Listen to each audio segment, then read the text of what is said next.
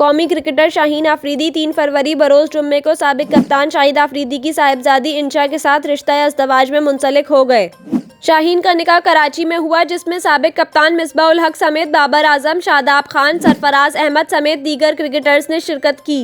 इसके अलावा साबिक director general DGISPR Asim Saleem Bajwa और ICC के general manager cricket Wasim Khan समेत दीगर ने शिरकत की। शाहीन और इंशा के निकाह की तकरीब में आने वाले मेहमानों से एक दरख्वास्त भी की गई और बड़ा सा नोट एंट्रेंस पर लगाया गया।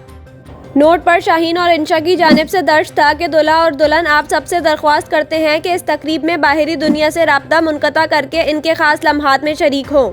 शाहीन और इंशा की जानिब से नोट में ये भी लिखा गया कि सबसे बेहतरीन तोहफ़ा जो आप हमें दे सकते हैं वो ये कि बराए मेहरबानी अपने मोबाइल स्विच ऑफ करें और ये ख़ास लम्हात हमारे साथ एंजॉय करें। इससे कबल शाहीन के निकाह का मेन्यू भी सामने आया था, जो एक इवेंट प्लानर ने शेयर किया था। शाहीन के खाने के मेन्यू में मेहमानों के लिए starter with fresh juice, hummus with pita और डायनामाइट श्रिम्प पेश किया गया।